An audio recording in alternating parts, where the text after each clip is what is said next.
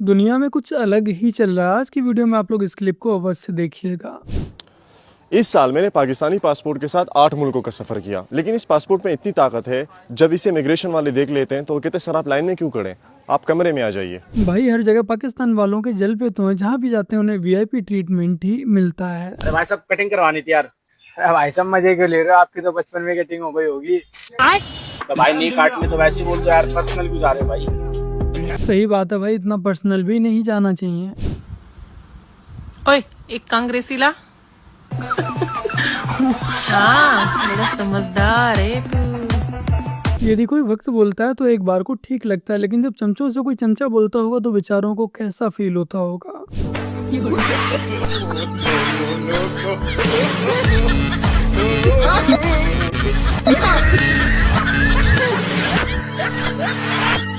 कृपया कमेंट कर अवश्य बताएं कि आपको किसका डांस ज्यादा बेहतर लगा। पहली पहली बार मोहब्बत की है। अरे पंडित जी ये सब क्या गाना गुनगुना रहे हैं। मित्र हम आपको क्या बताएं, हमें प्रेम हो गया है। अरे महाराज आप पंडित आदमी क्या जाने ये प्रेम रेम क्या होता है। मूर्ख, तू मुझसे कहता है कि प्रेम क्या होता है।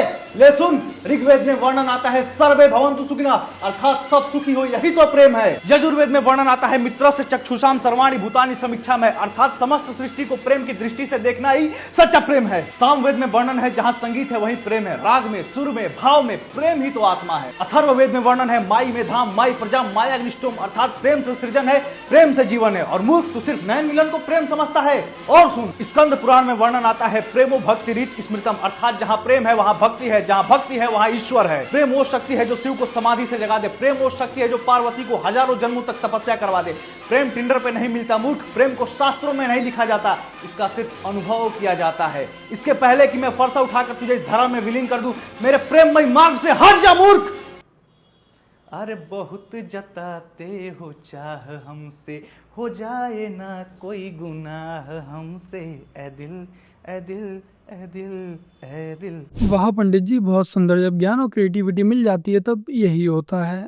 एक लड़की का केस था जो दिल्ली यूनिवर्सिटी में थी और उसके पेरेंट्स को एक रेगुलर डाउट था कि उसका कोई बॉयफ्रेंड है और वो बता नहीं रही है। तो उन्होंने हमें हायर किया एज अ कंपनी दैट आप उसके पीछे जाइए। हमने उस लड़की के एक्टिविटीज को मॉनिटर करना शुरू किया। पहले 2-3 दिन में ऐसा कुछ नहीं था, लेकिन I think it was the 4th और the 5th day when she actually ended up taking a rickshaw और वो आगे गई और वो पहुंची GTB Nagar. As a first timer I was very curious, ये हो क्या रहा है, कहाँ जा रही है। इवेंचुअली जब वो वहाँ आगे पहुंची तो वी रियलाइज्ड कि वो एक ऐसे एरिया में पहुंच गई है जहाँ पर देयर आर ब्रॉथल्स और there are prostitutes. For me my eyes open that ऐसा कुछ भी हो सकता है। And eventually when we realized वो ये सब इसीलिए कर रही थी बिकॉज उनको सिर्फ एक एक्स्ट्रा शॉपिंग और वो लाइफस्टाइल जीने के पॉकेट मनी चाहिए थी। सिर्फ इसीलिए उनके कॉलेज में दोस्त थे, वो फैंसी पार्टीज और कॉफीज और एक दूसरे के साथ डे एक्सकर्शंस करते थे। उनको ज़ारा से शॉपिंग करनी थी, उनको अच्छे अच्छे रेस्टोरेंट्स में जाना था, वो मॉल नहीं जाती थी अपने पेरेंट्स के साथ, उसको उस सब के पैसे चाहिए थे। ये आज हमारे समाज में चल क्या रहा है? सिर्फ शो ऑफ के लिए, दोस्तों में दिखावे के लिए कोई इतना नीचे गिर सकता है, ये सोचना भी संभव है। वो भी पढ़ाई लिखाई की उम्र में गजब ही चल रहा है भाई। और विपक्ष मेरे ऊपर हमलावर न हो तो मैं ऐसे स्कैम का खुलासा करूंगा जिसे सुन के आप दंग रह जाएं। मेरे पास एविडेंस है, मैं कोई हवा में बात नहीं कर रहा हूं, और वो एविडेंस आप सबके सामने रखूंगा। राहुल गांधी जी एक बच्चे के पिता हैं और वो बच्चा चीख चीख के बोल रहा है कि राहुल गांधी जी मेरे पापा हैं। राहुल गांधी मेरे पापा हैं। अगर मेरे पापा के ऊपर कोई आंच भी आई ना तो मैं नहीं बच पाऊंगा। पापा पापा। भाई इसकी तो शक्ल भी राहुल गांधी से कुछ मिलती जुलती ही लग रही है। बहुत विकास करा है, लेकिन फिलहाल गांव वाले उनसे कुछ और भी कहना चाहते हैं।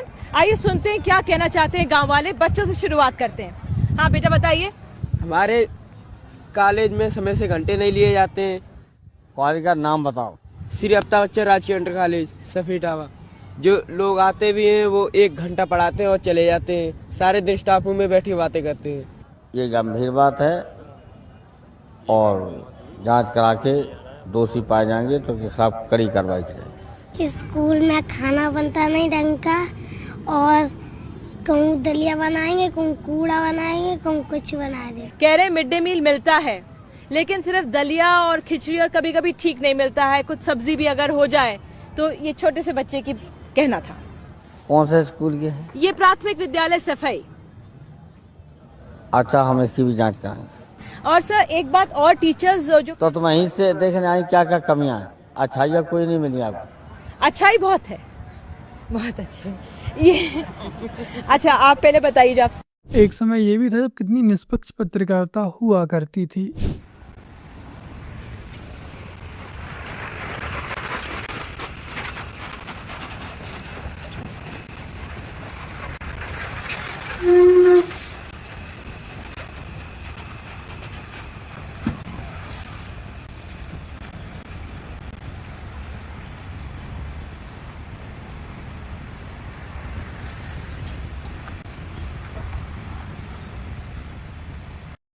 इस फ्लाईओवर को बनाने में 250 करोड़ रुपए लगे और सिर्फ 6 महीने में ही इसकी ये हालत हो गई।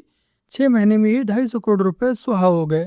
सच में भाई नितिन गडकरी जी बहुत ही अच्छी सड़कें पर बहुत ही अच्छे फ्लाईओवर बना रहे हैं। कम से कम 6 महीने तक तो चल ही जा रहे हैं। वीडियो को इतना शेयर कीजिए ना कि जो मार के पुचकाया है ना उस तक वीडियो चल जाए, ताकि उसको लाज शर्म आए कि साला पटना में रहता है और इस तरह की हरकत करता है। क्या ये डिजाइन लग रहा है आपको? ये देखिए तो ये डिजाइन है कि कोई मजाक से मार के पचका दिया है। वो तो पचकाया गया है भाई।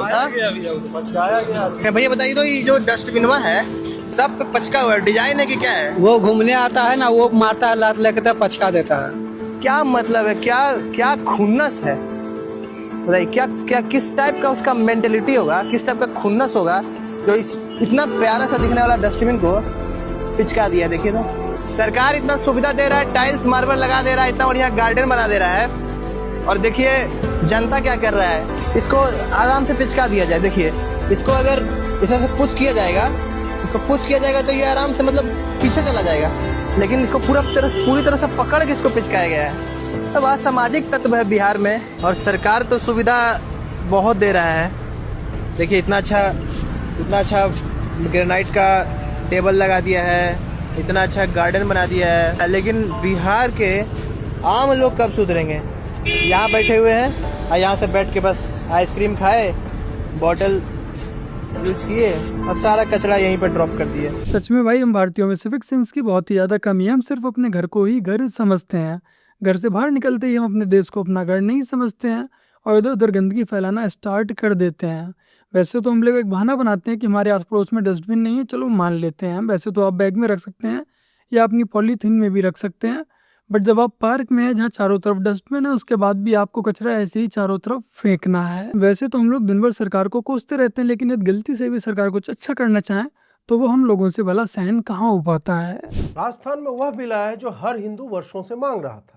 निर्धन, पिछड़े, आदिवासी, दलितों के कन्वर्जन पर मिशनरीज और मौलवी लगातार लगे हुए। इसमें लव जिहाद से लेकर दवाई की जगह यीशु तरंगों के माध्यम से उपचारों की नौटंकी दिखाकर लोगों को मूर्ख बनाया जाता है। मुख्यमंत्री भजन लाल ने इस पर तत्परता दिखाते हुए कन्वर्जन माफिया पर आजीवन कारावास से लेकर 50 लाख तक के जुर्माने की व्यवस्था की है। बच्चे, महिला, SC/ST समुदाय के लोग या दिव्यांगजन हो, बहला फुसलाकर छल कपट से कन्वर्ट कराने पर 7 से 20 वर्ष जेल एवं 10 लाख का जुर्माना हो। सामूहिक मतांतरण पर तो 20 वर्ष न्यूनतम जेल है, जो आजीवन कारावास तक जा सकता है। यदि विदेशी या अवैध फंडिंग का पता चले तो उसे भी 10 से 20 वर्ष जेल के दायरे में लाया गया है। यदि आप पहले भी कन्वर्जन में पकड़े गए हैं और आपकी आदत नहीं जा रही है तो दोबारा दोषी को आजीवन जेल में सड़ना पड़ेगा। अपराध, जेल और जुर्माने से अलग जो बात सबसे अच्छी है इस विधेयक की, वो यह है कि धर्म परिवर्तन कराने वाले व्यक्ति को जिला मजिस्ट्रेट के समक्ष स्वेच्छा से धर्म परिवर्तन कराने की जानकारी 90 दिन पहले देनी होगी। ऐसा न करने पर 7 से 10 वर्ष तक का कारावास। जो कन्वर्जन कराना चाह रहे हैं उस मौलवी या पास्टर को DM के समक्ष 2 माह पूर्व सूचना देनी होगी। ऐसे ही वृहद कानून की आवश्यकता पर जनता लंबे समय से बोल रही है कि इसमें काउंसलिंग, इंटरव्यू और प्रशासन का इन्वॉल्वमेंट आवश्यक है कि कोई धर्म त्याग क्यों कर रहा है। जब तक ऐसे कानून नहीं होंगे जो कन्वर्जन की जड़ में अम्ल डालेंगे, तब तक यह निर्बाध चलता रहेगा। लव जिहाद जैसे मामले या तो कन्वर्जन में परिवर्तित होते हैं या हिंदू बहु बेटियों की हत्या, बलात्कार या आत्महत्या। CM भजन लाल ने छोटे से कार्यकाल में जैसे पेपर लीक पर लगाम लगाई, वैसे ही प्रदेश में कन्वर्जन विरोधी कानून लाकर उन्होंने राज्य के दलितों, बच्चों और जनजातीय समुदायों को एक कवच प्रदान किया है। कई बार लोगों को पता तक नहीं चलता है कि कन्वर्जन हो गया है। यदि उन्हें समझाया नहीं गया तो पहले कन्वर्जन होगा, फिर ब्रेन वॉशिंग होगी और अंततः ये लोग अपने ही लोगों के समक्ष किसी दिन तलवार लेकर बाहर आ जाएंगे और समाज गृह युद्ध की स्थिति में आ जाएगा। भारत में कन्वर्जन की स्थिति यह है कि जीसस का हिंदूकरण करते करते ओम, भजन, प्रसाद और हाथियों पर यात्रा निकल रही है। पास्टर प्रोफेट पर बलात्कार के आरोप लग रहे हैं। अतः इस कुचक्र और गंभीर समस्या पर हर राज्य के साथ केंद्र के भी स्तर पर कानून बनना ही चाहिए ताकि इस कोढ़ की पूर्ण चिकित्सा हो सके। यदि ये कानून पूरे देश में आ जाए तो हिंदू अपने आप ही सुरक्षित हो जाएगा। मैं कह रहा हूँ यदि पूरे देश में ना सही तो जिन जिन राज्यों में बीजेपी की सरकार है उन सभी राज्यों में ये कानून लाना चाहिए। तो बस मेरे प्यारे भाई बहनों, आज की अपनी इस वीडियो में इतना ही। वीडियो को लाइक शेयर कमेंट और अपने इस चैनल को सब्सक्राइब ऐसे कर लीजिएगा। चलिए फिर मिलते हैं एक और नई वीडियो के साथ, तब तक के लिए जय हिंद, वंदे मातरम, जय श्री राम।